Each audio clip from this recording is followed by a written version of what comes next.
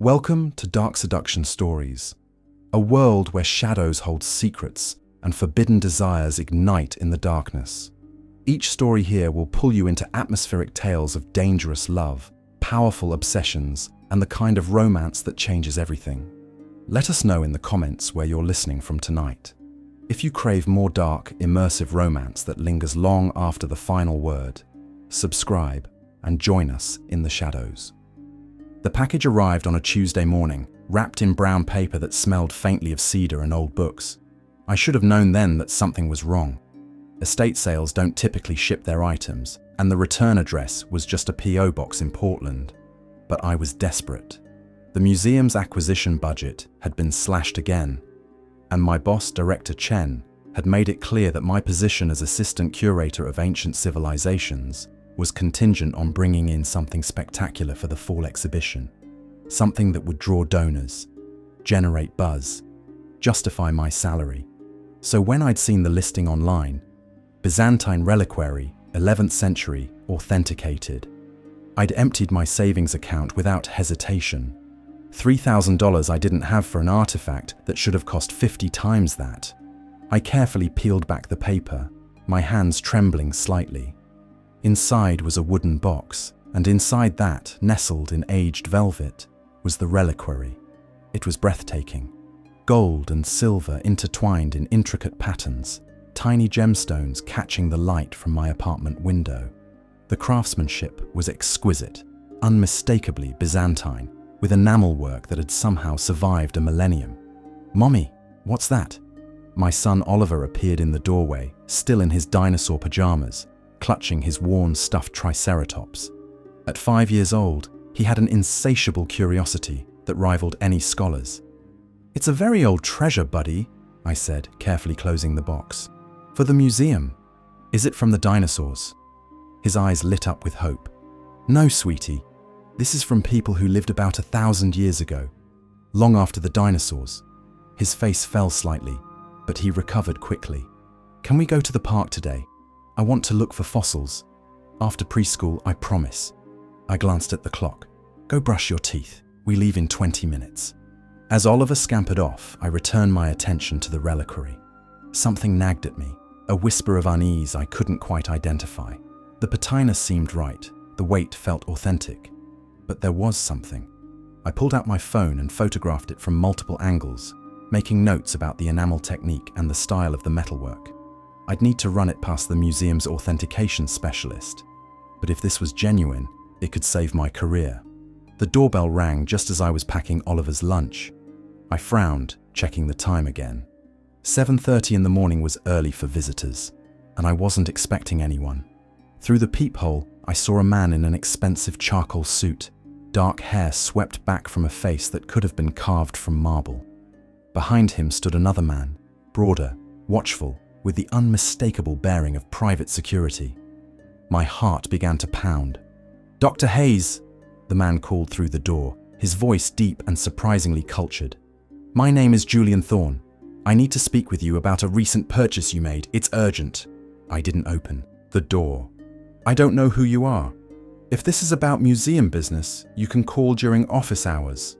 "This isn't museum business, Dr. Hayes." His tone shifted, becoming more serious. 3 days ago, you purchased an item from an estate sale listing, a Byzantine reliquary. That item was stolen from a private collection in Athens 2 years ago. You're currently in possession of stolen property, and you're in considerable danger. The blood drained from my face. "I'm not with the police," he continued, as if reading my thoughts. "I'm a recovery specialist. I was hired to retrieve that reliquary, and the people it was stolen from are not patient individuals. They will come looking for it. Please, Dr. Hayes, open the door. Let me help you." "Mommy?" Oliver's small voice came from behind me. "Who's at the door?"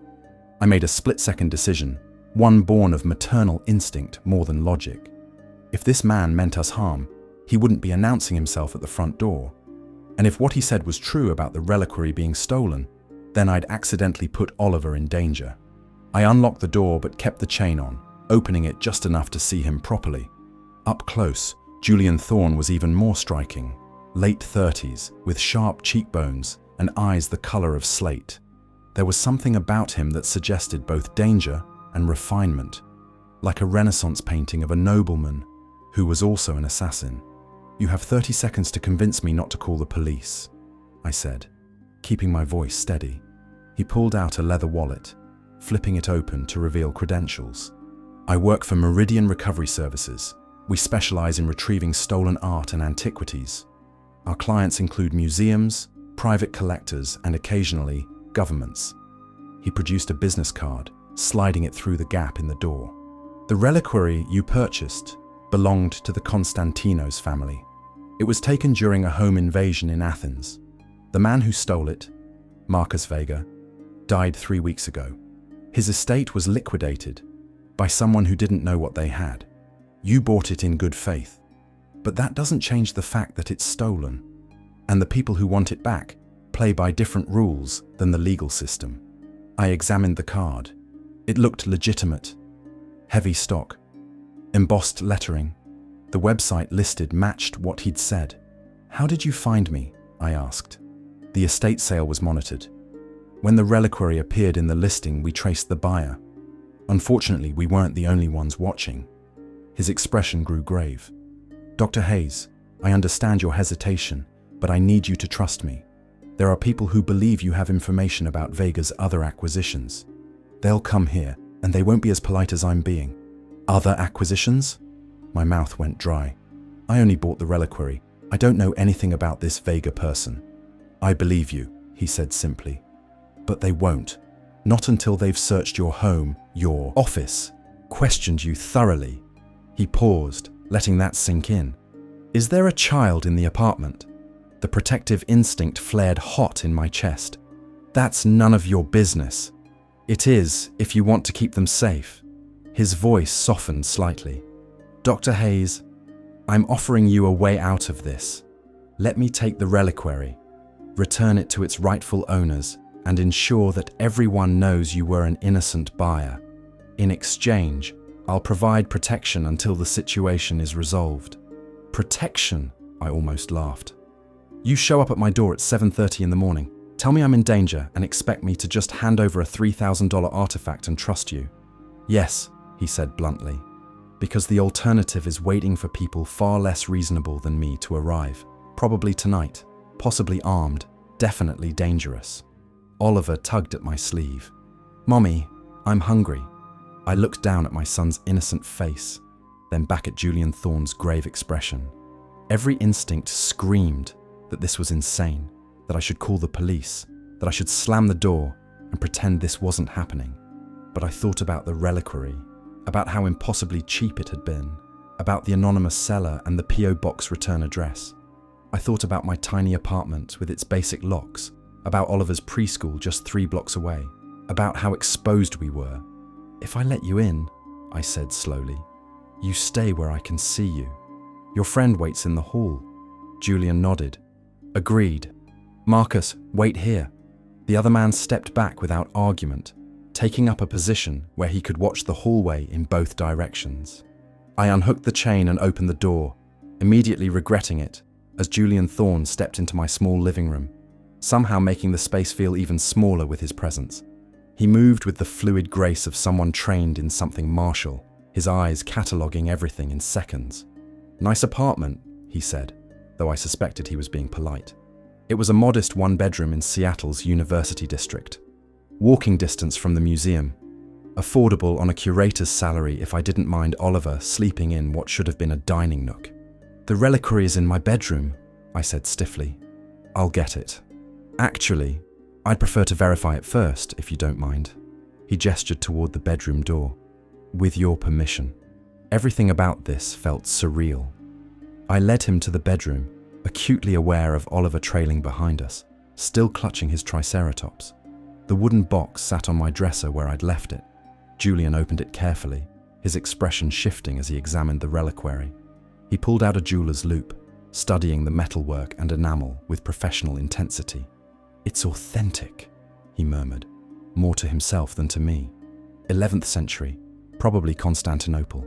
The Constantinos family has owned it for 4 generations. He looked up, and I caught something like relief in his expression. You have good taste, Dr. Hayes. This is museum quality. I know, I said quietly. That's why I bought it.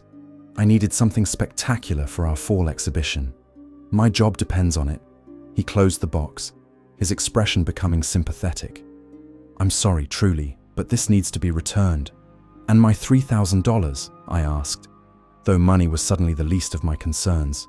The Constantinos family will reimburse you, plus a finder's fee for its recovery. He pulled out his phone, typing quickly. I'm authorizing a wire transfer now, $5,000. You'll have it by end of business today. I stared at him. You can just do that. Transfer $5,000. I have discretionary authority for situations like this. He met my eyes. You're a victim here, Dr. Hayes, not a criminal. The family understands that. Is that a real dinosaur? Oliver suddenly asked, pointing to Julian's watch. Julian glanced down at his wrist, where an expensive timepiece bore a small, fossilized ammonite embedded in the face. A smile, genuine and unexpected, softened his features. Not quite a dinosaur, he said, crouching to Oliver's level. This is an ammonite. It lived in the ocean about 100 million years ago. Oliver's eyes went wide. Can I see? Oliver, don't bother Mr. Thorne, I started, but Julian was already unbuckling the watch, carefully placing it in Oliver's small hands. It's no bother. He pointed to the spiral pattern preserved in stone. See how the shell curves? Ammonites were related to today's octopuses and squids. Cool, Oliver breathed, examining the fossil with reverent care. The moment was jarring, this dangerous man discussing prehistoric marine life with my son, as if we were at a museum exhibit, rather than negotiating the return of stolen property. Julian took back his watch, standing to face me again. Dr. Hayes, I need to be direct with you. The people who want this reliquary, they're not just collectors. They're part of a network that handles black market antiquities. Marcus Vega was their courier. When he died, several high-value items went missing from his personal collection. This reliquary is one of them, but there are others. A Sumerian cylinder seal, a Tang dynasty figurine, possibly a Minoan seal stone. My academic brain couldn't help but respond. Those items should be in museums, not private collections.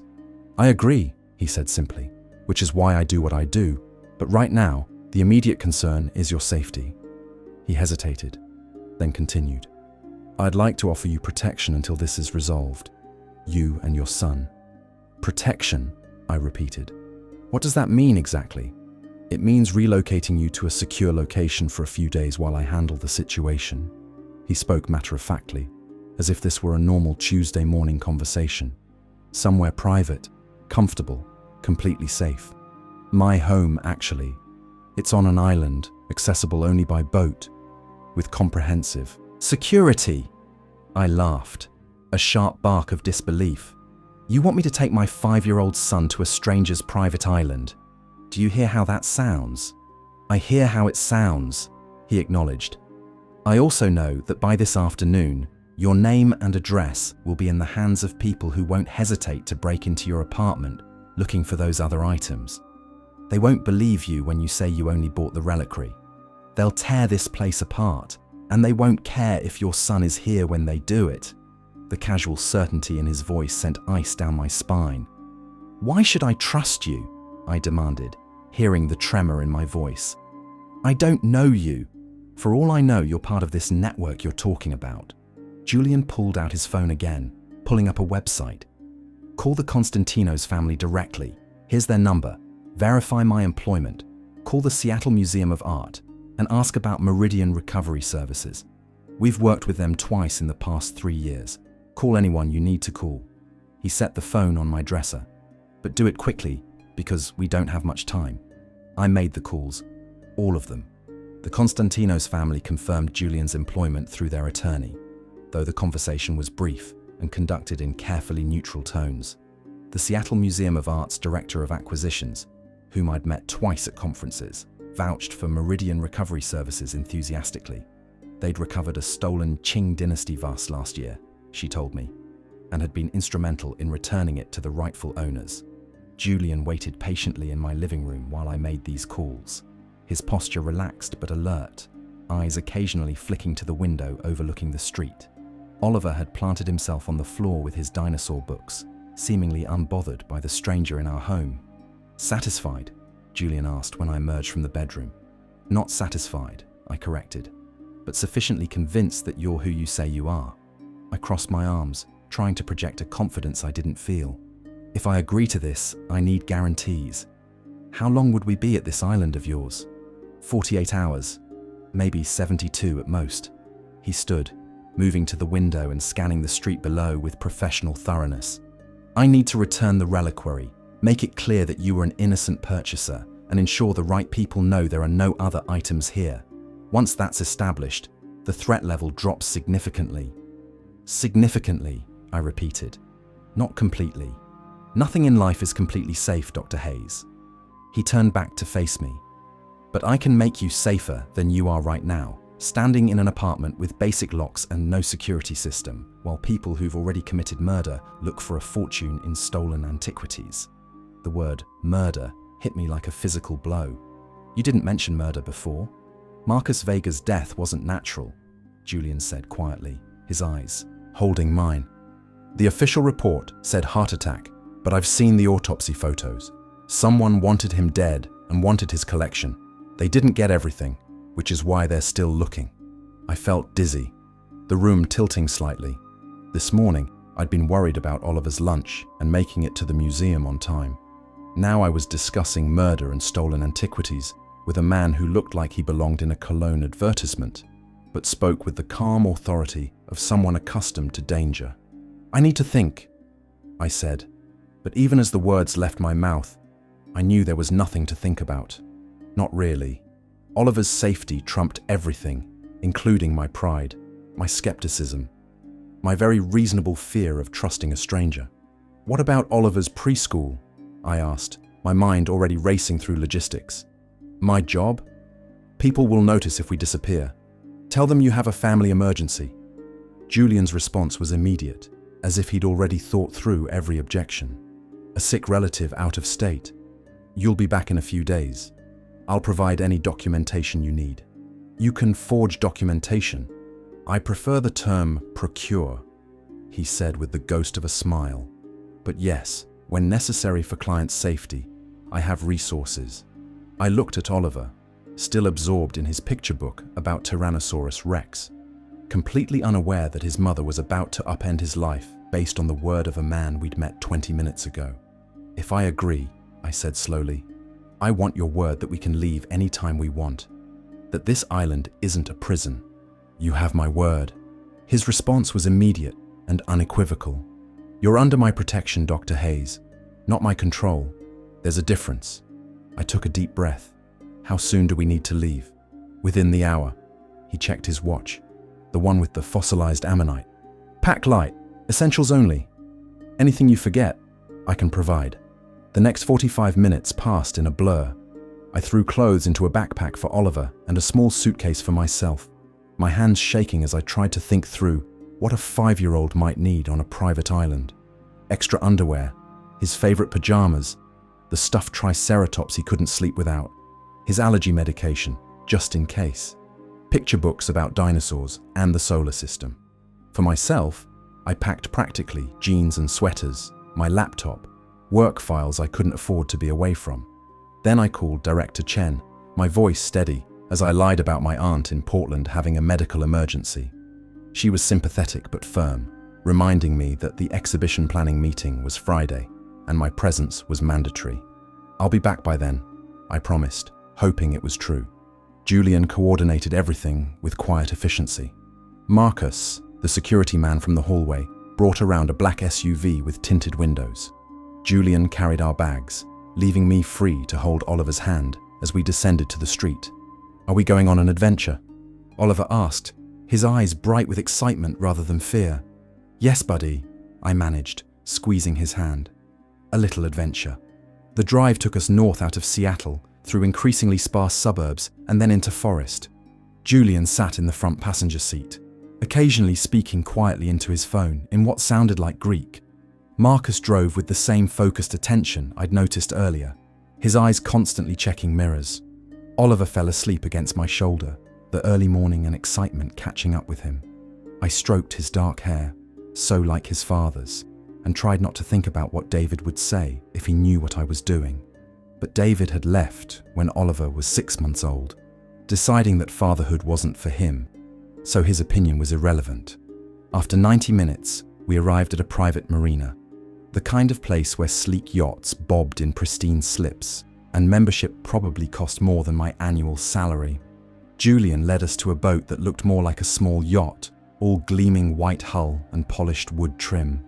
"Welcome aboard the Athena," he said, offering his hand to help me across the gap between dock and deck. His grip was warm and steady, and I found myself noticing details I'd been too stressed to register earlier. The calluses on his palms that suggested manual work despite the expensive suit, the faint scar along his jawline, the way his eyes constantly scanned our surroundings, even as he smiled at Oliver. The boat's interior was elegant but comfortable, with a main cabin featuring cream leather seating and warm wood paneling. Marcus took the helm while Julian showed us around, pointing out the small galley, the bathroom, the sleeping quarters below deck. "The crossing takes about 40 minutes, he said as the engines rumbled to life. "There's water and snacks in the galley if you need anything." Oliver, now awake and energized by the novelty of being on a boat, pressed his face against the window as we pulled away from the dock. "Look, Mommy, we're moving!" I tried to smile, tried to share his excitement, but my stomach was tight with anxiety. With every meter we traveled from shore, I was moving further from everything familiar, trusting my son's safety to a man I'd known for less than 2 hours. Julian seemed to sense my tension. He settled into the seat across from me, his posture relaxed, but somehow still alert. "Tell me about your work," he said. "What draws you to ancient civilizations?" The question surprised me, its normalcy jarring against the strangeness of our situation. "You want to make small talk?" I asked, unable to keep the edge from my voice. "I want to help you relax," he corrected gently. "You're safe, Dr. Hayes. The hardest part is over. You made the decision to trust me, and I promise you won't regret it." "Elena," I said after a moment, "if we're going to be stuck on an island together for days, you should probably call me Elena." His smile was genuine, transforming his face from intimidating to something warmer. "Elena, then. And you can call me Julian, not Mr. Thorne." "Julian," I repeated, testing the name. It suited him, elegant and slightly formal. To answer your question, I've always been fascinated by how ancient peoples preserved their stories, their beliefs. Every artifact is a message across time, a connection to people who lived thousands of years ago but who loved and feared and hoped just like we do. "That's beautiful," he said. And he sounded like he meant it. "It's also why people like me exist. Every artifact in a private collection, locked away from scholars and the public, is a message that goes unread, a story silenced." I studied him with new curiosity. "Is that why you do this? Recover stolen art? For the principle of it?" "Partly." He looked out at the water, dark green and stippled with whitecaps. "My mother was an archaeologist. She spent her career fighting to keep sites from being looted, artifacts from being smuggled out of their countries of origin. When she died, I wanted to continue that work in my own way." "I'm sorry about your mother," I said softly. He nodded his acknowledgement. "She would have liked you. Another scholar fighting to preserve the past." Oliver interrupted our conversation by announcing loudly that he could see land ahead. Sure enough, an island was emerging from the mist, forested slopes rising from rocky shores. As we drew closer, I could make out a house, or rather an estate, perched on the highest point of the island. It was stunning, all glass and natural wood that seemed to grow organically from the landscape. Modern architecture that somehow didn't clash with the primeval forest surrounding it. "Home," Julian said simply, as Marcus guided the boat toward a private dock. The dock led to a path of smooth stones, which in turn led up through the trees to the house. Oliver held my hand, unusually quiet now, perhaps sensing the strangeness of the situation. The house was even more impressive up close. Floor-to-ceiling windows offered views of the Sound, the distant Seattle skyline barely visible through the haze. Inside, the aesthetic was minimalist but warm, contemporary furniture mixed with what I immediately recognized as museum-quality art and antiquities. A Greek Kouros statue stood in an alcove. Roman glass gleamed in a display case. An Egyptian canopic jar rested on a pedestal, its painted surface pristine despite its age. "These are incredible," I breathed, my professional instincts overriding my anxiety. "Are they all authentic?" "Everything here has been legally acquired and properly documented," Julian said, a hint of amusement in his voice. "My mother insisted on impeccable provenance. I maintain her standards." A woman appeared from what I assumed was the kitchen, elegant and efficient-looking, probably in her late 50s with silver-streaked hair pulled back in a neat bun. "Elena, this is Marianne," Julian introduced. "She manages the house and has been with my family for 20 years. Marianne, this is Dr. Elena Hayes and her son Oliver." "Welcome," Marianne said, her voice warm and her eyes kind as they settled on Oliver. "I've prepared the East Wing guest suite for you. It has 2 bedrooms and a sitting room with lovely views of the water." "Thank you," I managed, feeling overwhelmed by the casual luxury of it all. "I'm hungry," Oliver announced, apparently having processed the strangeness enough to return to basic needs. Marianne smiled. "Lunch will be ready in 30 minutes. Would you like to see your rooms first?" The guest suite was more spacious than my entire apartment, decorated in soothing blues and greys that echoed the water visible through the windows. Oliver's room had been hastily prepared, with what must have been borrowed items: a child-sized bed with fresh linens, a basket of toys that included several dinosaur figures. "How did you know about the dinosaurs?" I asked Julian, who had followed us to the suite. "Lucky guess," he said. "Most 5-year-olds go through a dinosaur phase. I had Marianne pull these from storage. They were mine once." The thought of Julian as a child playing with toy dinosaurs was somehow humanizing, softening the edges of my fear. "I need to make some calls," he continued. "Get the reliquary situation resolved. Make yourself comfortable. Marianne will show you around after lunch, and there's a library downstairs that Oliver might enjoy. Lots of books about natural history." After he left, I sank onto the bed, the adrenaline that had been sustaining me finally ebbing. Oliver climbed up beside me, clutching his triceratops. "Mommy, is this a vacation?" he asked. "Sort of," I said, pulling him close. "An unexpected one. I like it here," he decided. "Julian is nice, and there are boats." Children's resilience never ceased to amaze me. While I was spiraling with anxiety about our situation, Oliver had already accepted this strange turn of events and found the positive aspects. Lunch was served on a terrace overlooking the water, a spread of fresh bread, grilled fish, salad, and fruit that looked like something from a magazine spread. Julian had changed from his suit into dark jeans and a grey sweater, looking more relaxed but no less striking. "The Constantinos family is satisfied," he reported as we ate. "The reliquary will be returned to them tomorrow. I've also put out word through certain channels that you were an innocent purchaser with no knowledge of other items." "Certain channels?" I repeated. "People who deal in the black market tend to know each other," he said carefully, clearly choosing his words for Oliver's presence. "Word travels fast in that world. By tomorrow, everyone who matters will know you're not worth pursuing. And if they don't believe it?" His eyes met mine, and I saw steel beneath the civilized surface. "Then they'll deal with me." After lunch, true to Julian's word, the library proved to be Oliver's paradise. An entire section was dedicated to natural history, with illustrated volumes about dinosaurs, marine life, astronomy, and geology. While Oliver settled on the floor with a book about triceratops, I found myself drawn to the art history section. "My mother's collection," Julian said, appearing beside me. She was particular about her references. I pulled out a volume on Byzantine art, the same period as the reliquary that had upended my life. "She had excellent taste." "She did." He was quiet for a moment. "Elena, I want you to understand something. What happened to you? Buying that reliquary, it wasn't your fault. Marcus Vega's estate was deliberately liquidated through legitimate channels to obscure the provenance of the items. You had no way of knowing. But I should have questioned it," I said, the guilt I'd been suppressing finally surfacing. $3,000 for an 11th century reliquary. That should have been a red flag the size of Texas. You were desperate, he said, not unkindly. Desperate people make optimistic assumptions. It's human nature. I replaced the book, turning to face him. How did you get into this work? Recovery, I mean. It's not exactly a common career path. He leaned against the bookshelf, arms crossed, considering the question. I started in military intelligence, specialized in cultural property protection during conflicts.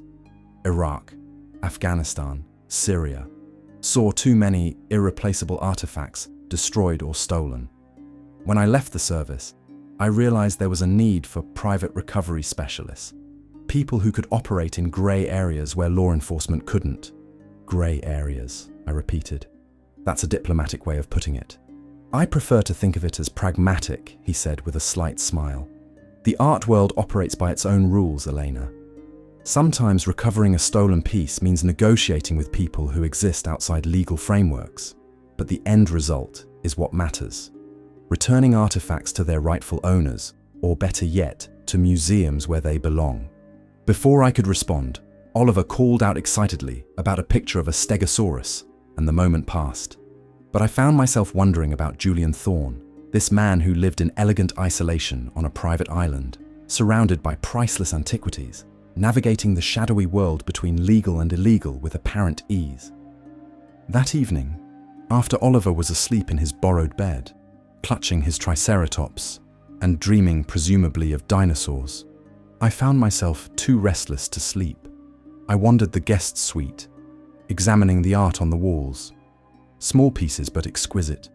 A Roman cameo, a Renaissance sketch, a Ming Dynasty brush painting.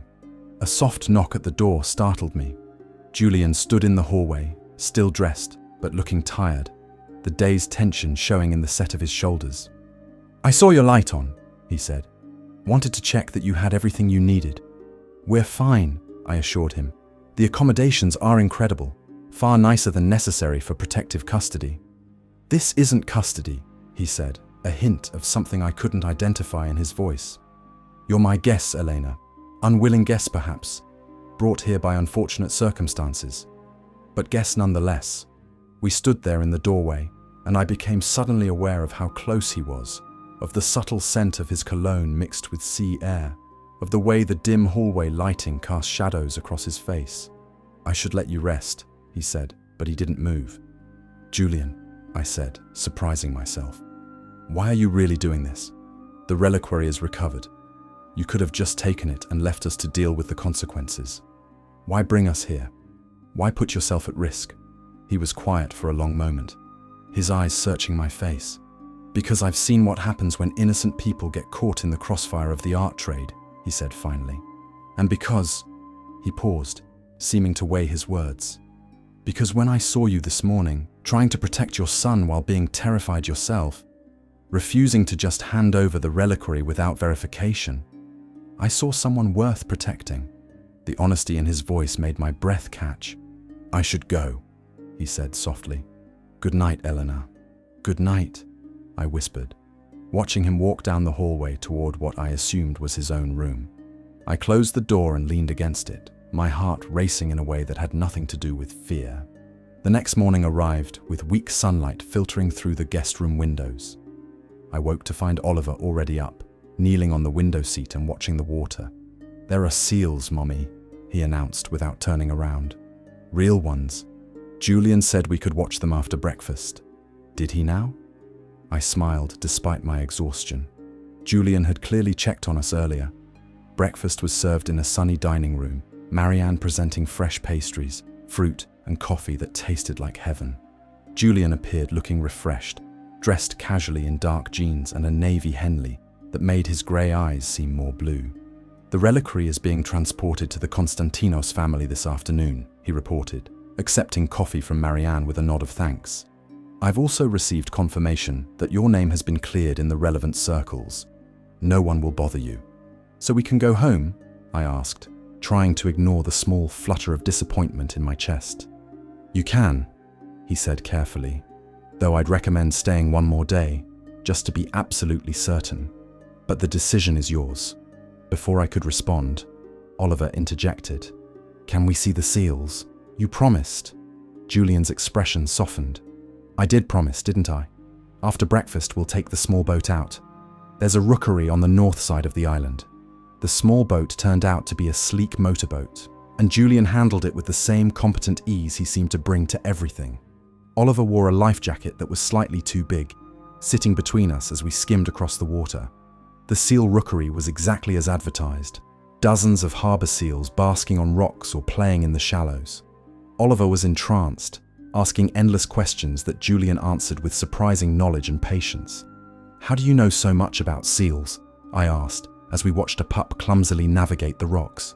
I live here, he said simply. When you spend enough time in a place, you learn its inhabitants, the seals, the eagles, the orcas that pass through in summer. They're neighbours of a sort. Don't you get lonely? The question slipped out before I could stop it. Living out here alone? He was quiet for a moment, his eyes on the horizon. Sometimes, he admitted. But solitude has its advantages. No distractions, space to think, and I'm not always alone. Marianne is here most days, Marcus when I need security support, clients occasionally. He glanced at me. Though I don't usually bring clients here, this is private. Then why bring us? I asked. His eyes held mine. Because this was the safest place I could think of, and your safety mattered more than my privacy. The simple honesty of the statement left me momentarily speechless. We spent the rest of the morning exploring the island. Julian showed us trails through the forest, pointed out eagles' nests, explained the tidal patterns. Oliver collected shells and interesting rocks, his pockets growing heavy with treasures. For a few hours, I could almost forget why we were there. Almost forget about stolen reliquaries and black market networks. It felt oddly normal, like a family outing. Though we weren't a family, and this wasn't normal by any definition. That afternoon, while Oliver napped, exhausted from the morning's adventures, I found Julian in what appeared to be his office, a room lined with filing cabinets and computer equipment that seemed at odds with the house's aesthetic elegance. Working? I asked from the doorway. He looked up from his laptop, removing reading glasses I hadn't seen him wear before. Finishing paperwork for the Constantino's return. Come in. I entered, drawn to the photos on the walls.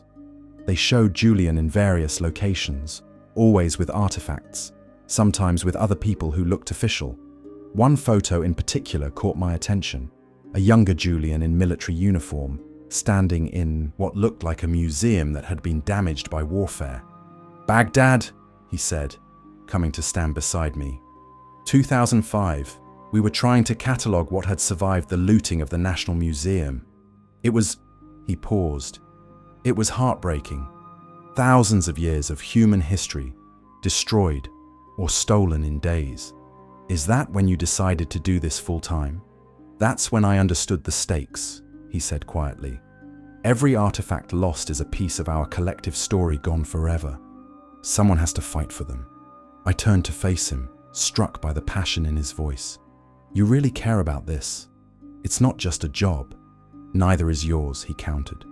I saw your face when you opened that reliquary box. That wasn't professional interest. That was love. He was right. I'd fallen in love with history as a child, visiting museums with my grandmother, touching ancient pottery shards she'd collected, feeling that visceral connection to the past.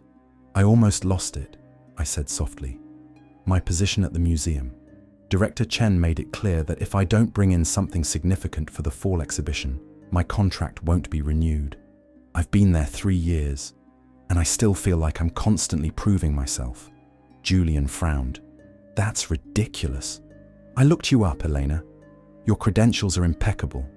PhD from Columbia, published in major journals, expertise in Byzantine and early medieval art. Any museum would be lucky to have you.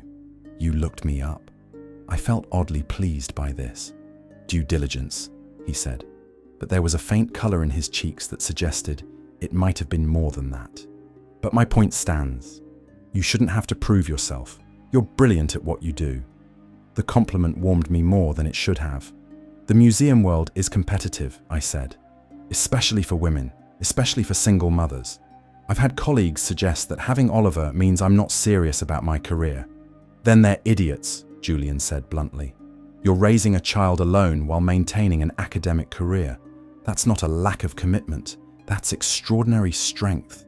I blinked, unexpectedly emotional. No one had said anything like that to me in years.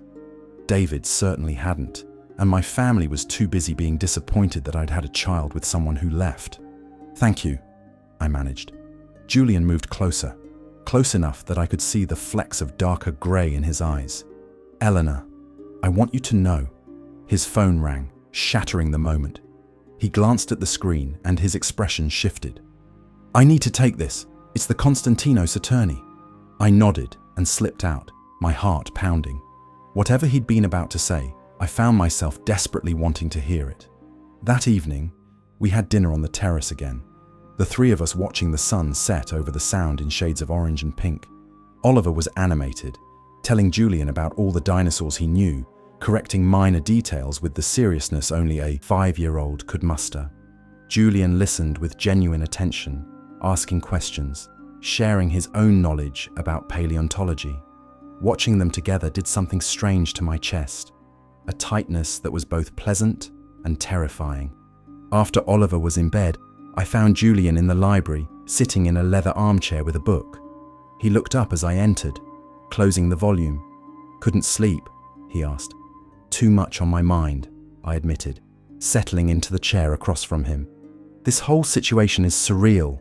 48 hours ago, I was worried about exhibition budgets and Oliver's preschool tuition.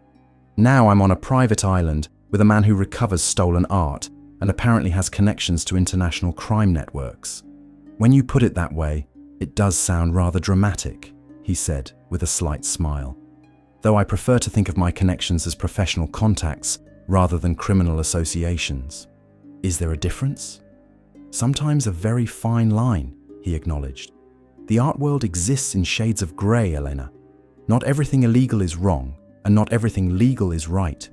A piece stolen from a colonized country a century ago might be legally owned under current law, but morally..." He shrugged. "Who's the real thief? That's a dangerous philosophy," I observed. "Perhaps." His eyes were serious. "But it's honest. I won't pretend to operate within purely legal frameworks. Sometimes recovering a stolen piece means making deals with unsavory people, paying ransoms that technically constitute money laundering, crossing borders without proper documentation. But at the end of the day, artifacts return to where they belong. That's what matters to me." I studied him in the soft library lighting. "You're a complicated man, Julian Thorne." "So I've been told." He leaned forward slightly. "Does that bother you?" "It should," I said honestly. "I should be terrified of you, of this situation. Instead, I feel safer than I have in years, which probably says something concerning about my judgment.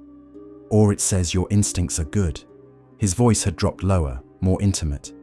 "Elena, what I was trying to say earlier, before the phone interrupted..." "Yes?" My heart was racing again. "I want you to know that having you here, you and Oliver, it's been..." He paused, seeming to search for words. "This house has felt empty for a long time. I didn't realize how empty until you brought life back into it." The confession hung in the air between us. "Julian," I began, but I didn't know how to finish the sentence. Didn't know how to articulate the confusing tangle of feelings he'd stirred in me.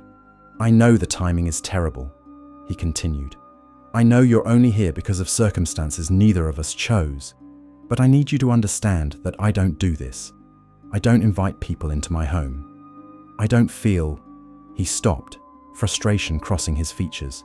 "I'm not explaining this well." I stood, crossing the small distance between our chairs, surprising both of us. "You're explaining it fine," I said softly. "And for what it's worth, I feel it too.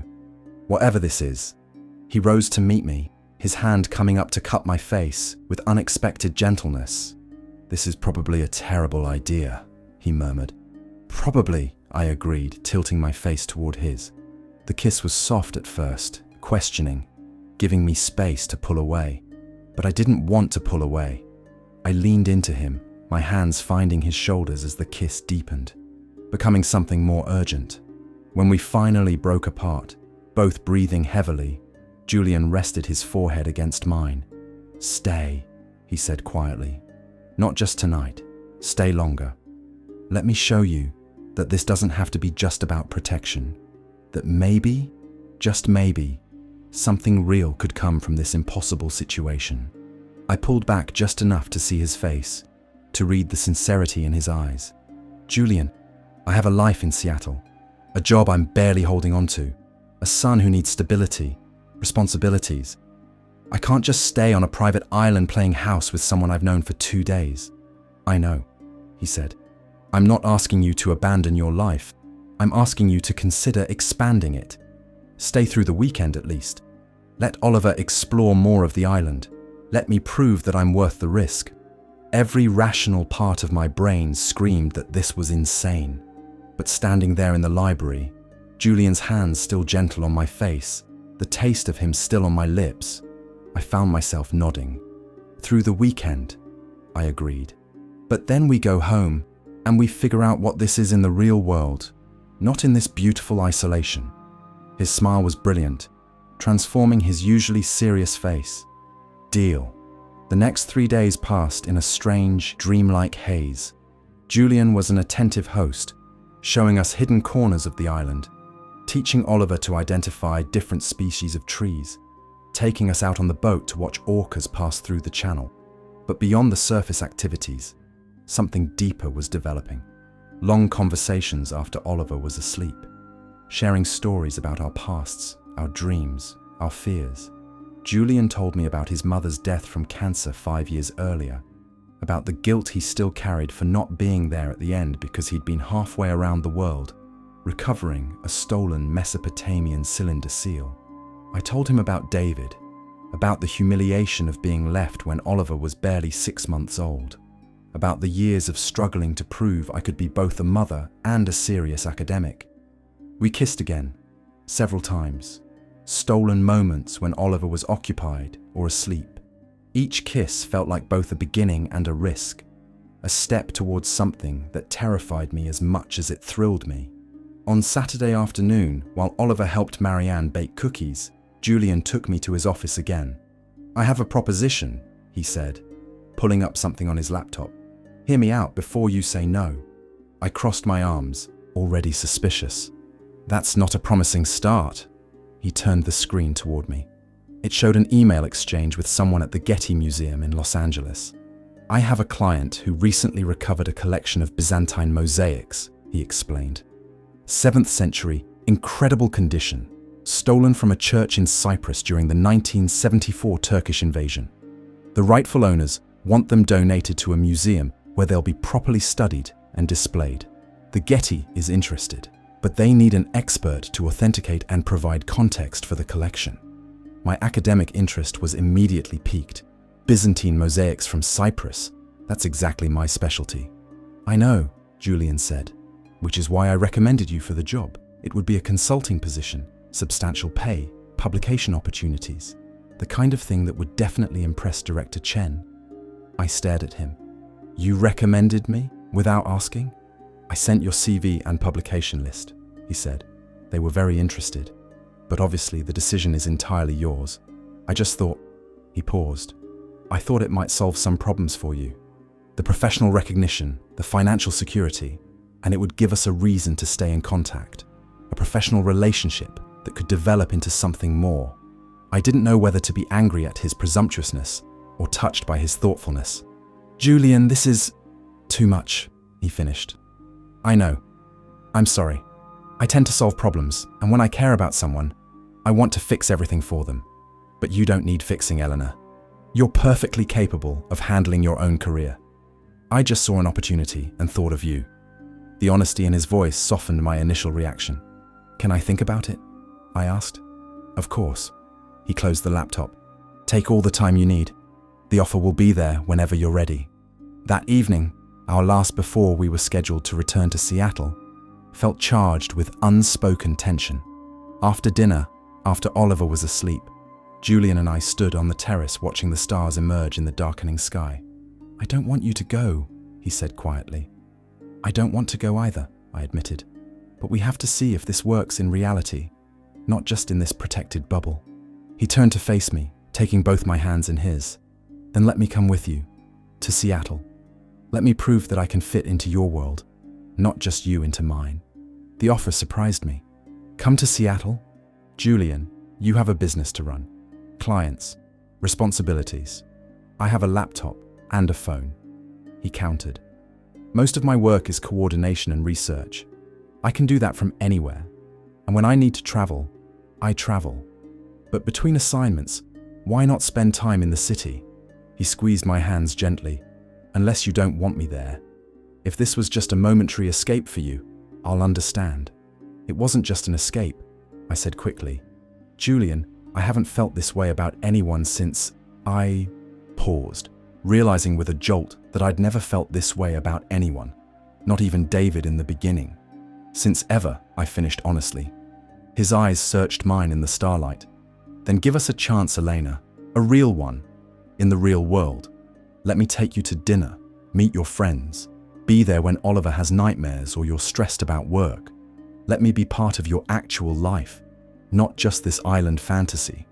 I thought about my tiny apartment, so different from this elegant house, about my demanding job and limited free time, about Oliver, who had already grown attached to Julian in just a few days, about all the ways this could go wrong.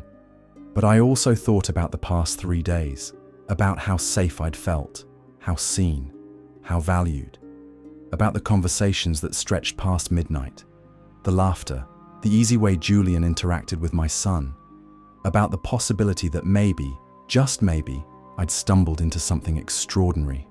Okay, I said softly, come to Seattle, but slowly, Julian. We need to take this slowly for Oliver's sake. He's already been through so much with his father leaving. As slowly as you need, Julian promised. Then he kissed me, soft and deep and full of promise, and I let myself believe that maybe this impossible thing could actually work. We returned to Seattle the next morning. Oliver chattered excitedly about the seals and the boat rides all the way back, while I sat quietly, processing the whirlwind of the past few days. Julian's hand found mine in the SUV, a steady presence that both comforted and unnerved me. Marcus dropped us at my apartment building, and the contrast between Julian's world and mine had never been more stark. The hallway smelled of old cooking odors, the carpet was worn, my door had scratches where the previous tenant's dog had clawed at it.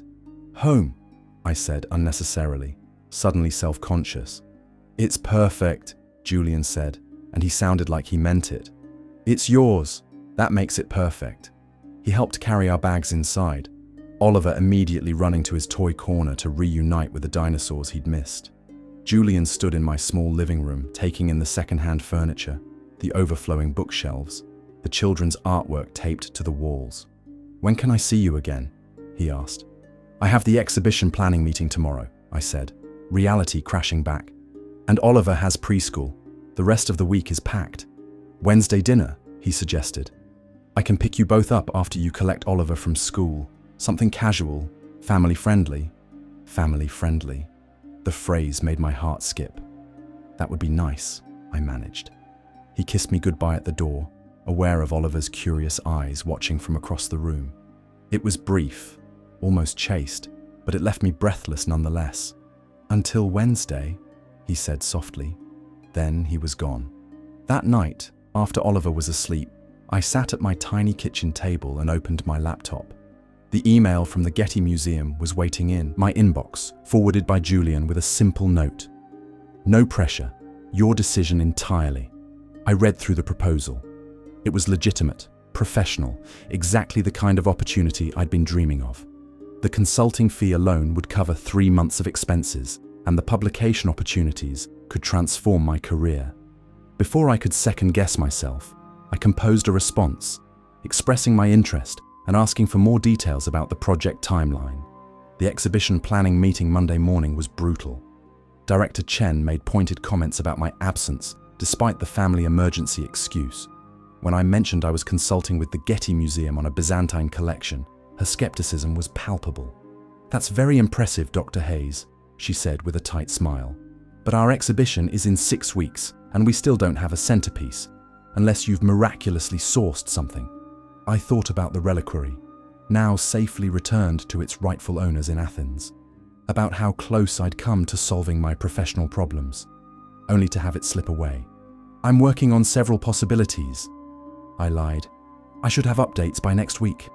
After the meeting, I retreated to my small office and tried not to panic. My phone buzzed with a text from Julian. "How did it go?" I stared at the message, debating how much to share. Finally, I typed, "Could have been better. Director Chen is not impressed with my Getty consulting work. She wants results for our exhibition, not future projects." His response came quickly. "Can I call you?" "Give me 10 minutes, I replied, then walked to the bathroom where I could have privacy. When my phone rang, I answered immediately. "Elena." Julian's voice was warm even through the phone. "I have an idea, but you're going to think I'm overstepping again." "Try me," I said, already knowing I'd probably agree to whatever he suggested. "The Konstantinos family is grateful for your role in recovering the reliquary," he explained. "They're willing to loan it to your museum for your exhibition, along with several other pieces from their collection. Byzantine jewelry, manuscripts, icons, a curated selection that would make a spectacular centerpiece." I was speechless for a moment. "Julian, I didn't even know how to process this. That's too much. I can't accept that kind of favor." "It's not a favor," he said firmly. "It's business. The Konstantinos family wants to raise the profile of their collection. Your museum gets international visitors, scholarly attention, catalogue publications. It's mutually beneficial. I'm just the middleman." "The middleman who happens to be dating me," I pointed out. "Are we dating?" I could hear the smile in his voice. "I thought we were taking things slowly." Despite my stress, I smiled. "You know what I mean? This feels like charity, or worse, like you're trying to solve my problems for me." "I am trying to solve your problems," he admitted, "because I care about you, and I don't like seeing you stressed. But this opportunity is legitimate, Elena. If it came from anyone else, you'd jump at it. Don't let your pride or our relationship status prevent you from accepting a professional opportunity." He was right, damn him. "Let me think about it," I said finally. "And let me discuss it with Director Chen, see if she's even interested." "Fair enough." His voice softened. "I'm not trying to run your life, Elena. I just want to help where I can." "I know," I said quietly, "and I appreciate it, even when it makes me uncomfortable." We talked for a few more minutes before I had to return to work, but his words stayed with me throughout the day. That evening, I broached the subject with Director Chen via email, carefully framing it as a professional contact through my Getty consulting work. Her response came within an hour, enthusiastic interest and a request for an immediate meeting.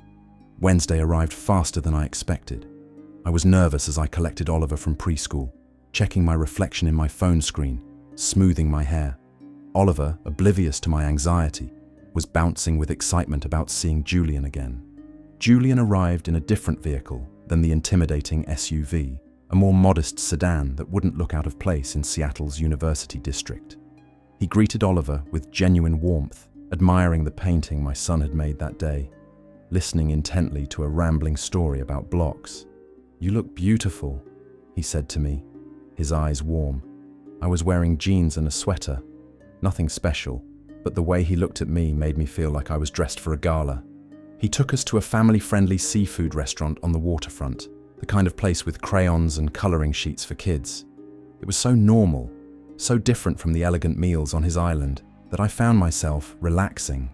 Oliver monopolized most of the conversation, as 5-year-olds do, but Julian seemed genuinely interested in every detail about preschool politics and the hierarchy of dinosaur coolness.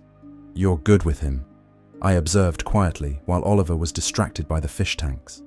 "I like him," Julian said simply. "He's smart, curious, imaginative. He reminds me of myself at that age, actually. Always asking questions, always wanting to understand how things worked. And now you work in a field where nothing is quite what it seems," I said. His smile was wry. Life has a sense of irony. After dinner, Julian drove us home. He walked us to the door, and Oliver, in his innocent way, asked if Julian wanted to come see his room. I saw the question in Julian's eyes, the uncertainty about whether he was pushing too fast. "Just for a few minutes," I said. Then it's bedtime for certain dinosaur enthusiasts. Oliver showed Julian his collection of toy dinosaurs with the solemnity of a museum curator, explaining the particular merits of each species. Julian listened with the same attention he'd given to international art dealers, asking informed questions that made Oliver's face light up. Watching them together, I felt something shift in my chest, a loosening of the protective walls I'd built around my heart after David left. After Oliver was in bed, I walked Julian to the door. We stood in the small entryway, and the intimacy of the enclosed space made me acutely aware of how much I'd missed him the past few days. "Thank you for tonight," I said softly, "for being so good with Oliver, for making this feel normal." "It is normal," Julian said, his hand coming up to cup my face. "This is what I want, Elena. Dinners at family restaurants, conversations about dinosaurs, goodnight kisses at your door. Not just the island retreat, but the everyday reality. It's a lot messier than your usual life," I warned. "Single motherhood doesn't leave much room for spontaneity or elegance." "I don't want elegance," he said, his thumb brushing my cheekbone. "I want you, the brilliant, passionate, occasionally stubborn curator who bought a stolen reliquary and changed my life." I kissed him then, standing on my toes to reach him properly, pouring into it all the feelings I was still afraid to name. When we broke apart, both breathing heavily, his eyes were dark with emotion. "I should go," he said reluctantly, "before I forget all my good intentions about taking things slowly." "Julian," I said as he reached for the doorknob, "Director Chen approved the Constantino's loan. She's thrilled, actually. The exhibition is going to happen, and it's going to be spectacular." His smile was genuine, reaching his eyes. "I'm glad. You deserve this, Elena. Your talent deserves to be recognized." Over the next few weeks, we fell into a rhythm. Julian stayed in Seattle, working from a hotel suite downtown, fitting himself into the spaces of my life with surprising ease. Wednesday dinners became a standing arrangement, sometimes joined by weekend outings to the zoo or the science center. He met my small circle of friends, other museum professionals who regarded him with curiosity and a hint of suspicion. But Julian won them over gradually, the same way he'd won over Oliver, with genuine interest and thoughtful conversation. The Getty project moved forward, requiring several video conferences that Julian sat in on, offering insights about provenance and recovery that impressed the museum's director. The Constantino's exhibition came together beautifully, and I found myself working longer hours, fueled by professional passion I hadn't felt in years. But it wasn't all smooth. There were moments when Julian's world intruded on our carefully constructed normalcy. Late-night phone calls in Greek or Italian that he took in another room. Sudden trips that he couldn't fully explain. The ever-present Marcus, hovering at a discreet distance but always watching. One evening, about 6 weeks into our relationship, I confronted him about it. We were at his hotel suite, Oliver asleep in the guest room after a long day at the aquarium, and I'd overheard part of a tense phone conversation. "What's going on?" I asked when he returned to the living room, his expression troubled. He poured himself a drink, something he rarely did, and settled onto the sofa beside me. "There's a situation with a recovery in Prague," he said carefully. "A Renaissance painting that was stolen during World War II. The current possessor is reluctant to part with it." "Reluctant," I repeated. "That's a diplomatic word for dangerous, isn't it?" He didn't deny it. Sometimes recovery work involves negotiating with people who have significant resources and few scruples. This is one of those times. "Do you have to go?" I asked, already knowing the answer. "Yes," he took my hand, "but I'll be back in a week, 10 days at most. And Elena, I need you to understand something." He turned to face me fully. "This work, what I do, it's not always safe. I take precautions, I'm careful, but there are risks. If you're going to be part of my life, you need to be okay with that uncertainty." I looked at him, this complicated man who had crashed into my life through a mistaken purchase, who had protected us when we needed it, who read dinosaur books with my son and discussed Byzantine iconography with equal enthusiasm. "I'm not okay with it," I said honestly. "The thought of you in danger terrifies me. But I also understand that this is who you are, what you do, and I care about you too much to ask you to change that." His eyes softened. "I care about you too, Elena, more than I've cared about anyone in a very long time." He hesitated, then continued. "I'm in love with you, actually. I have been since that first morning.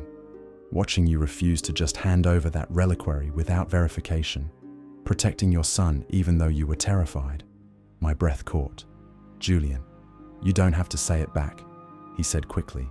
"I just needed you to know before I leave that this isn't casual for me, that what we have, it matters. You matter."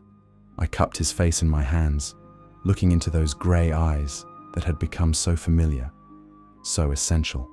"I love you too," I said, the words feeling both terrifying and inevitable. "I think I started falling for you when you crouched down to show Oliver your watch, when you treated a 5-year-old's questions about fossils with the same seriousness you'd give a museum director." He kissed me then, deep and urgent, and I could feel the emotion behind it, the relief and joy and fear all tangled together. When we finally broke apart, he rested his forehead against mine.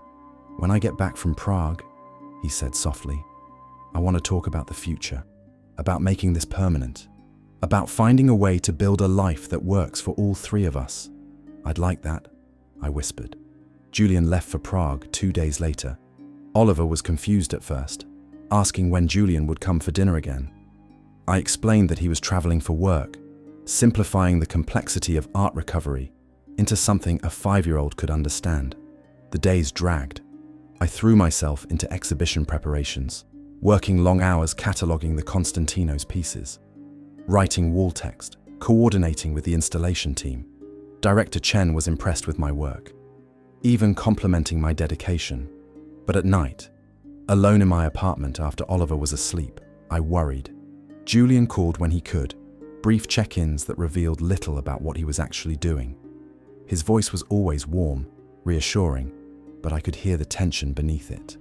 On the 7th day, he stopped calling. I tried not to panic. He'd warned me that communication might be difficult during certain phases of recovery work, but as hours turned into a full day, then 2, the anxiety became overwhelming. On the 3rd day of silence, Marcus appeared at my apartment door. My heart stopped. "Is he hurt?" I asked, before Marcus could speak. "Is Julian hurt?" "He's alive," Marcus said carefully, which was not the same as saying he was fine. "There was a complication in Prague. He's in a hospital there, stable but recovering. He asked me to bring you to him if you're willing." "Of course I'm willing," I said, already reaching for my phone. "I need to arrange care for Oliver, clear my schedule, book a flight."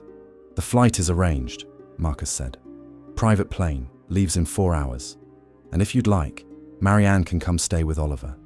She's excellent with children, and he knows her from the island." The efficiency shouldn't have surprised me, but it did.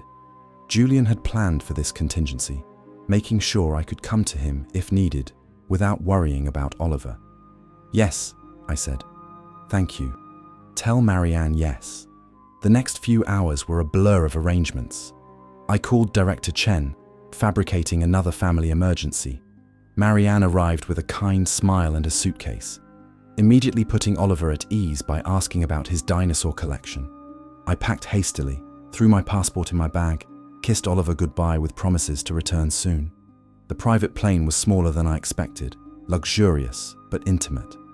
Marcus accompanied me, and during the long flight, he finally told me what had happened. The painting recovery in Prague had gone wrong.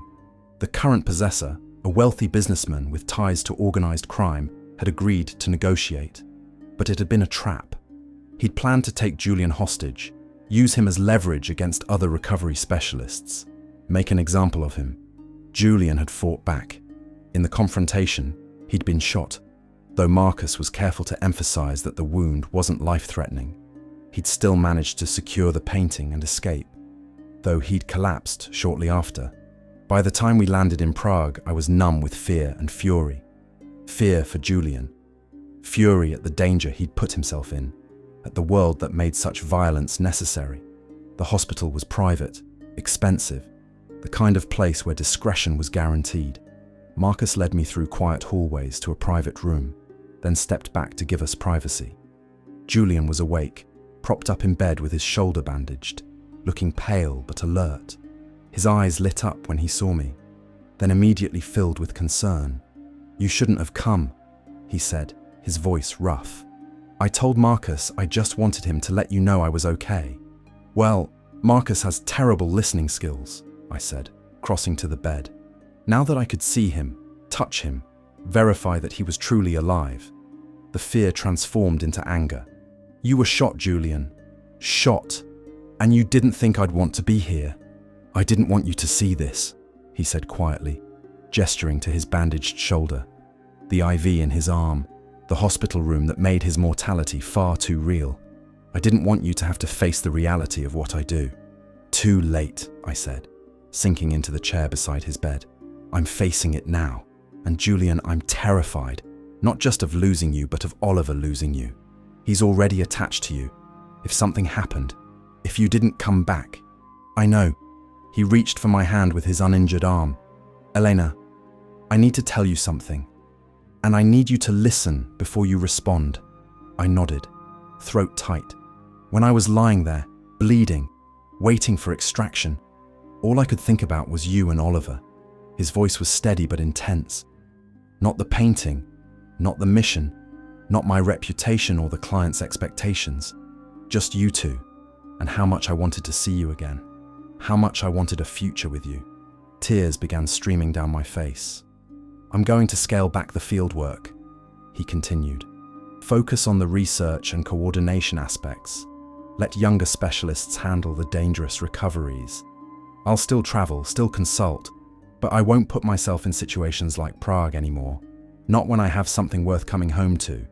"Julian, I can't ask you to change your life for me," I protested. "You're not asking. I'm choosing." His grip on my hand tightened. "Elena, I've spent 15 years chasing stolen art around the world, living alone on an island, convincing myself that the work was enough. And then you walked into my life, terrified and brave, with your brilliant mind and your beautiful son, and suddenly the work wasn't enough anymore." He paused, his eyes searching mine. "I want mornings waking up next to you. I want to teach Oliver about more than just fossils.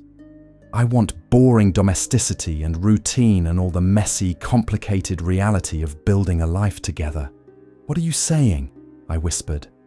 "I'm saying marry me." His voice was rough with emotion. "Not now, not until you're ready, not until Oliver is comfortable with the idea, but eventually. Say you'll marry me, Elena. Say we can build something permanent together." I was crying in earnest now, unable to speak through the tears. Instead, I leaned forward carefully, mindful of his injury, and kissed him. It was salty with tears and awkward with the hospital bed between us, but it was perfect. "Yes," I finally managed. "Yes, I'll marry you, eventually, when we're ready." His smile was radiant despite the pallor and pain. "I don't have a ring yet. I was planning to do this properly when I got back, but then I got shot and everything accelerated." I laughed through my tears. "Only you would propose from a hospital bed after being shot during an art recovery." "I contain multitudes," he said dryly, then winced as he tried to shift position. "Don't move," I commanded, standing to adjust his pillows. "When can you leave the hospital?" "Tomorrow, if the doctors clear me." He caught my hand again. "Will you stay with me tonight? Just sleep in that chair, be here when I wake up?" "I'm not going anywhere," I promised. We talked through the night, when he was awake and alert enough. About the future we wanted to build, about logistics and compromises and dreams. Julian suggested selling the island house, or at least keeping it only as a weekend retreat. He wanted to find a place in Seattle where we could all live together, somewhere with space for Oliver's dinosaurs and my books and Julian's collection. Something with a yard, he said. Oliver should have a yard.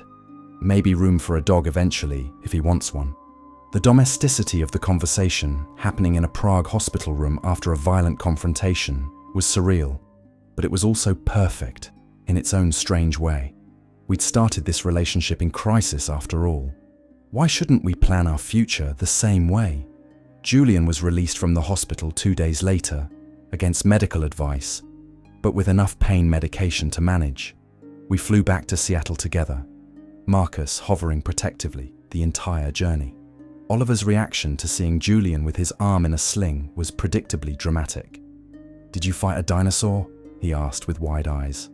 "Something like that," Julian said with a wry smile, catching my eye over Oliver's head. That evening, after Oliver was in bed and Julian was settled on my couch with instructions to rest, I brought up the question that had been nagging at me. "The painting," I said. "The one from Prague, did you recover it?" "Yes." His expression was satisfied. "It's being returned to the descendants of the original Jewish family who owned it before the Nazis confiscated it in 1942. They've waited 80 years for justice. Almost dying seemed like a reasonable price for that." "It's not reasonable," I said firmly. "Nothing is worth your life, Julian. Not even justice for stolen art." "Not even justice," he agreed quietly. "But building a world where such justice is possible, that might be worth some risk. Just not the same level of risk I used to take." Over the following weeks, Julian proved true to his word. He formally transitioned his role at Meridian Recovery Services, taking on more consulting and research, training younger specialists for field work. He still traveled occasionally, but for meetings and assessments, not dangerous recoveries. He also began house hunting in Seattle. Each weekend, when his shoulder had healed enough, the three of us would tour properties. Oliver took his role as consultant very seriously, evaluating each house based on its potential for dinosaur displays and whether the yard was suitable for fossil hunting. We found the perfect place in late autumn, a craftsman house on a tree-lined street near the university. It had hardwood floors, built-in bookshelves, a study that would work perfectly for Julian's home office, and most importantly, a backyard with an old cherry tree perfect for climbing. "This one," Oliver announced definitively. "This is our house." Julian looked at me questioningly.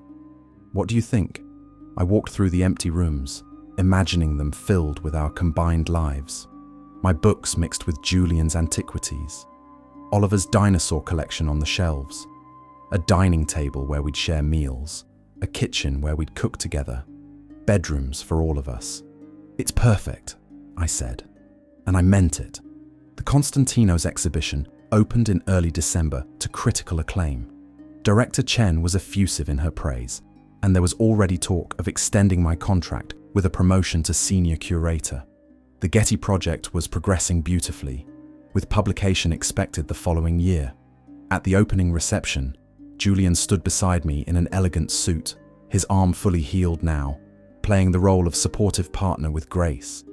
Oliver was there too, in a tiny suit that made him look impossibly grown up, charming the donors with his enthusiastic explanations of Byzantine iconography that he'd absorbed from my dinner table conversations. "You did this," Julian said quietly, during a lull in the crowd. "This is your triumph, Elena. Your expertise, your vision, your hard work. You helped," I acknowledged. "The Constantino's connection, the Getty project. Those opportunities came through you." "I opened doors," he corrected. "You walked through them on your own merit. There's a difference." We moved into the house just before Christmas.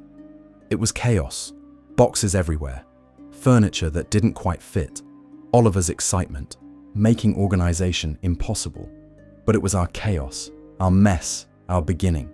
Julian had kept his word about the ring. On Christmas Eve, after Oliver was finally asleep, exhausted from excitement about Santa, he presented me with a small velvet box. Inside was a ring that took my breath away, an emerald, deep green and flawless, flanked by small diamonds, set in platinum. "It's Byzantine," he explained as he slipped it onto my finger. 10th century, from the same period as the reliquary that brought us together. Legally acquired, impeccable provenance, documented chain of ownership back to Constantinople. His smile was soft. I thought it was fitting, a piece of history for the historian who changed my life. I couldn't speak through the tears, so I kissed him instead. There, in our new living room, surrounded by half-unpacked boxes, the Christmas tree lights twinkling behind us. "I love you," I finally managed. "I love you so much it terrifies me sometimes." "I know the feeling," he murmured against my lips. "But I think we're worth the risk, don't you?" "Absolutely worth it," I agreed. We were married the following spring in a small ceremony in the backyard of our house, under the cherry tree that had sealed the deal for Oliver. My small circle of friends attended, along with Julian's sister Maria and her family, who flew in from Italy. Marianne and Marcus were there, of course, having become extended family in their own right. Oliver served as ring bearer with solemn importance, carrying the rings on a pillow shaped like a triceratops. When the officiant asked if anyone objected to the union, Oliver shouted, "No way!" with such vehemence that the entire gathering laughed. Director Chen attended too, surprisingly warm in her congratulations. She'd softened considerably since my promotion, and even more so when the Getty publication came out to rave reviews. As I stood beside Julian, speaking vows about partnership and trust and building a life together, I thought about that rainy Tuesday morning when I'd opened a package containing a stolen reliquary. How terrified I'd been when a dangerous stranger appeared at my door. How impossible this future had seemed then. But here we were, surrounded by people we loved, promising forever to each other. Julian was no longer a dangerous stranger, but my partner, my love, Oliver's chosen father in all the ways that mattered. "You may kiss your bride," the officiant announced, and Julian did, deeply and thoroughly, to enthusiastic applause. That evening, after the guests had left and Oliver was asleep upstairs, Julian and I stood in our backyard watching the sunset paint the sky in shades of gold and pink. "Happy?" he asked, his arm around my waist. "Deliriously," I said honestly. "You?" "More than I ever thought possible." He pulled me closer. "Though I have to admit, when I went to your apartment that morning to recover a stolen reliquary, I didn't expect it to end in marriage." I laughed. "Neither did I. I thought you were going to arrest me or worse." "Instead, you stole my heart," he said with exaggerated solemnity. "I may need to report you to the theft recovery authorities." "Too late," I said, holding up my left hand where both the Byzantine emerald and my new wedding band glittered in the fading light. "I have legal documentation now. You're officially acquired." His laugh was warm and genuine, the kind of uninhibited joy I'd worked to coax out of him over the past year. "Best acquisition I ever made," he said, then kissed me again as the stars began to emerge overhead. Life settled into a new rhythm after the wedding. Julian worked from his home office most days, consulting on recovery cases, training new specialists, occasionally traveling for a few days when his expertise was needed. I continued at the museum, now as senior curator with my own team and budget for acquisitions. Oliver started first grade, bringing home artwork and stories and an ever-expanding knowledge of paleontology. On weekends, we often took the boat to the island, which Julian had kept as a retreat. Oliver loved exploring the beaches, and I loved the quiet space to work on research projects. Julian loved having us both in the place that had once been his solitary refuge, filling it with life and laughter. Some things remained complicated. Julian's work still occasionally brought him into contact with dangerous people and morally ambiguous situations. There were nights when he came home tense and quiet, and I knew better than to ask too many questions. There were moments when I worried about his safety, about the risks inherent in his profession, even in his reduced role. But we'd learn to navigate those complications together, to trust each other with the difficult parts, not just the easy ones, to build a partnership that could withstand uncertainty and fear and the occasional crisis. 2 years after our wedding, I received a call from the Konstantinos family's attorney. They wanted to donate the Byzantine reliquary, the very piece that had started everything, to our museum permanently. "They feel it brought good fortune," the attorney explained. "It returned home, and in doing so, it brought two people together who were meant to find each other. They'd like it to be displayed with a dedication to Elena and Julian Thorne, and the serendipity of stolen art." I accepted with tears in my eyes. The reliquary took pride of place in our permanent Byzantine collection, with a placard that told its story, from theft to recovery, to the unexpected romance it had sparked. Oliver, now 7 years old, insisted on being present for the installation. He stood solemnly beside Julian and me as the reliquary was carefully placed in its climate-controlled case, his hand in Julian's. "That's the treasure that made you and Mommy meet," he said, matter-of-factly. It's like a magic artifact in a story. Something like that, Julian agreed, squeezing his hand. Though I'd say the real treasure was what came after. That night, after putting Oliver to bed, Julian and I sat on our back porch with glasses of wine, watching the cherry tree sway in the evening breeze. Do you ever think about how different our lives would be if you hadn't bought that reliquary? Julian asked. All the time, I admitted. I'd probably still be scrambling to keep my job, worried about money, raising Oliver alone. Not unhappy exactly, but not this. Never this. I'd still be on the island, he said quietly, chasing recoveries around the world, coming home to an empty house, telling myself the work was enough, never realizing what I was missing. I leaned against him, feeling the solid warmth of his presence. Marcus Vega probably never imagined that his stolen collection would lead to this. No, Julian agreed with a slight smile. I doubt anyone could have predicted this outcome. But then, the best things in life are usually the ones we don't plan for. Is that your professional opinion as a recovery specialist? I teased.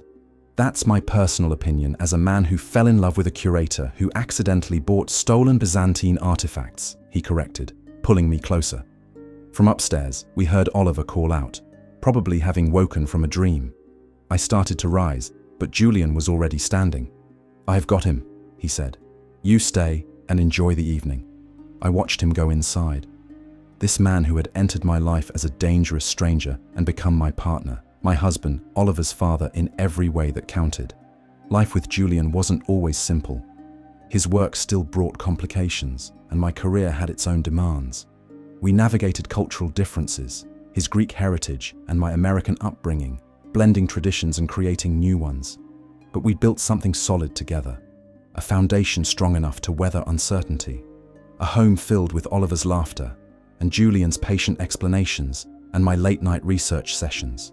A life that honored both the past we studied professionally and the future we were creating together. Julian returned a few minutes later. He wanted to know if we could go fossil hunting on the island this weekend, he reported, settling back beside me. I told him we'd check the weather and make plans. You're getting very good at this parenting thing, I observed. I have an excellent teacher, he said, kissing my temple. Though I think Oliver deserves most of the credit.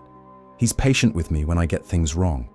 I thought about the journey we'd traveled, from that terrifying morning when Julian appeared at my door to this peaceful evening on our porch, about all the ways we'd grown and changed, individually and together, about the family we'd become, stitched together by circumstance and choice in equal measure. I love you, I said, the words feeling both familiar and profound. I love you too, Julian replied, his arm tightening around me. Thank you for taking a chance on a dangerous stranger who showed up at your door. Thank you for being worth the risk, I countered. We sat in comfortable silence as the evening deepened into night, the lights of Seattle twinkling in the distance, our home warm and welcoming behind us. Somewhere in the city, the Byzantine reliquary that had brought us together sat in its case, a testament to the strange paths that lead us to where we belong. Some people might call it fate.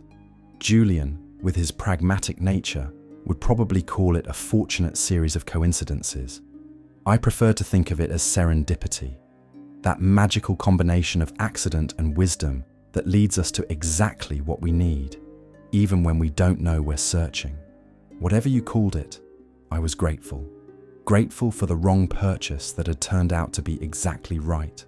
Grateful for the dangerous man who'd become my safe harbor. Grateful for this complicated, beautiful, imperfectly perfect life we'd built together. In the end, it turned out that sometimes the most valuable acquisitions are the ones you never plan to make. The ones that find you when you're not looking, change everything you thought you knew, and give you a future you never dared to imagine. As Julian's hand found mine in the darkness, our fingers intertwining with the ease of long practice, I smiled. We'd both been recovered in a way from the isolated, uncertain lives we'd been living before. Recovered and restored, like the precious artifacts we both devoted our lives to protecting. And just like those artifacts, we'd found our way home.